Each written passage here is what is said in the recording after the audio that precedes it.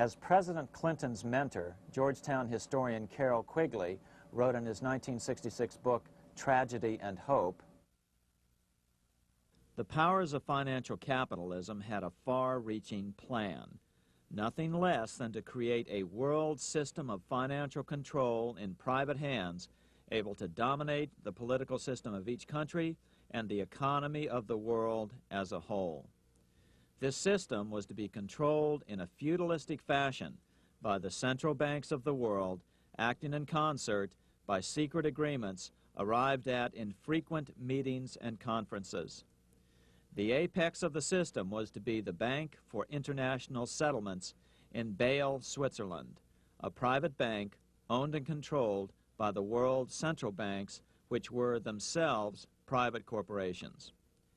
Each central bank sought to dominate its government by its ability to control treasury loans, to manipulate foreign exchanges, to influence the level of economic activity in the country, and to influence cooperative politicians by subsequent economic rewards in the business world. Despite intense pressure from the international bankers and the press, a handful of U.S. senators, led by Senator Henry Cabot Lodge, kept the U.S. out of these schemes. Without U.S. participation, the League was doomed. Incredibly, even though the U.S. rejected the World Central Bank, the BIS, the New York Federal Reserve ignored its government and arrogantly sent representatives to Switzerland to participate in the central bankers' meeting right up until 1994, when the U.S. was finally officially dragged into it. Their world government schemes thwarted, the bankers resorted to the old formula, another war to wear down the resistance to world government while reaping handsome profits. To this end, Wall Street helped resurrect Germany through the Thyssen banks, which were affiliated with the Harriman interest in New York, just as the Chase Bank had assisted in the financing of the Bolshevik Revolution in Russia during World War I. Chase Bank was controlled by the Rockefeller family. Subsequently, it was merged with Warburg's Manhattan Bank to form the Chase Manhattan Bank. Now this has merged with Chemical Bank of New York, making it the largest Wall Street bank. Their strategy worked. Even before World War II was over, world government was back on track. In 1944, at Bretton Woods, New Hampshire, the International Monetary Fund and the World Bank were approved with full U.S. participation. The Second League of Nations, renamed the United Nations, was approved in 1945. Soon, a new international court system was functioning as well. All effective opposition to these international bodies before the war had evaporated in the heat of war, just as planned. These new organizations simply repeated on a world scale what the National Banking Act of 1864 and the Federal Reserve Act of 1913 had established in the U.S. They created a banking cartel composed of the world's central banks, which gradually assumed the power to dictate credit policies to the banks of all the nations.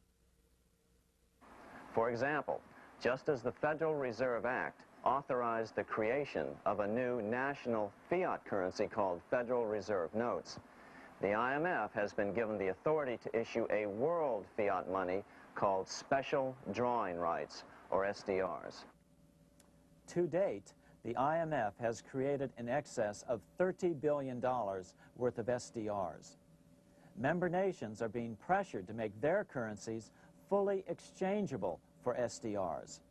In 1968, Congress approved laws authorizing the Fed to accept SDRs as reserves in the U.S. and to issue Federal Reserve notes in exchange for SDRs. What does that mean? It means that in the U.S., SDRs are already a part of our lawful money. And what about gold? SDRs are already partially backed by gold. And with 2/3 of world gold now in the hands of central banks, the money changers can go about structuring the world's economic future in whichever way they deem most profitable. Keep in mind, just as the Fed is controlled by its Board of Governors, the IMF is controlled by its Board of Governors, which are either the heads of the different central banks or the heads of the various national treasury departments dominated by their central banks. Voting power in the IMF gives the U.S. and the U.K., that is to say the Fed and the Bank of England, effective control. Just as the Fed controls the amount of money in the U.S., the BIS, IMF, and World Bank control the money supply for the world.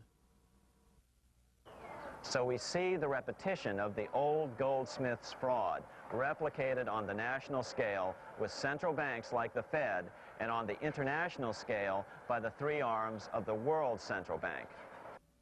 Is this organization of the BIS, the IMF, and the World Bank, which we refer to collectively as the World Central Bank, presently expanding and contracting world credit? Yes. Regulations put into effect in 1988 by the BIS required the world's bankers to raise their capital and reserves to 8% of liabilities by 1992. Increased capital requirements put an upper limit to the fractional reserve lending, similar to the way cash reserve requirements do.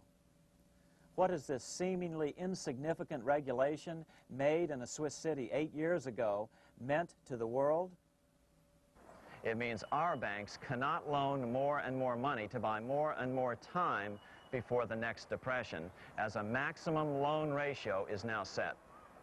It means those nations with the lowest bank reserves in their systems have already felt the terrible effects of this credit contraction as their banks scrambled to raise money to increase their reserves to 8%. To raise the money, they had to sell stocks, which depressed their stock markets and began the depression first in their countries.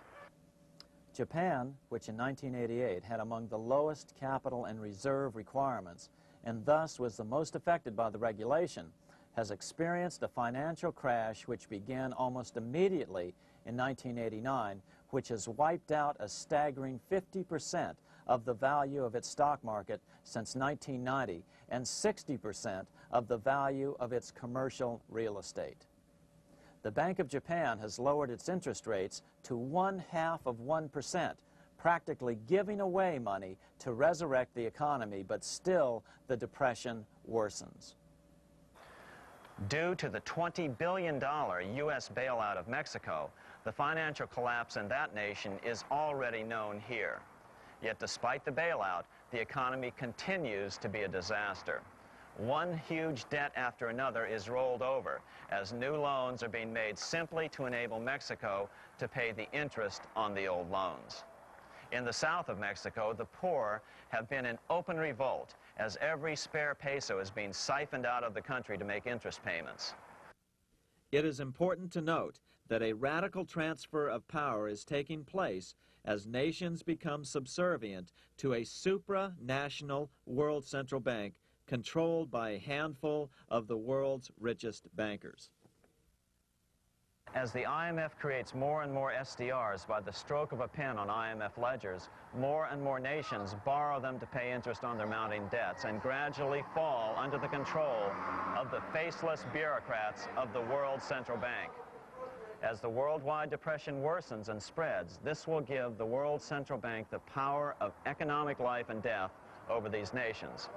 It will decide which nations will be permitted to receive further loans and which nations will starve. Despite all the rhetoric about development and the alleviation of poverty, the result is a steady transfer of wealth from the debtor nations to the money changers' central banks which control the IMF and the World Bank. For example, in 1992, the third world debtor nations, which borrowed from the World Bank, paid $198 million more to the central banks of the developed nations for World Bank-funded purposes than they received from the World Bank. All this increases their permanent debt in exchange for temporary relief of poverty caused by prior borrowings.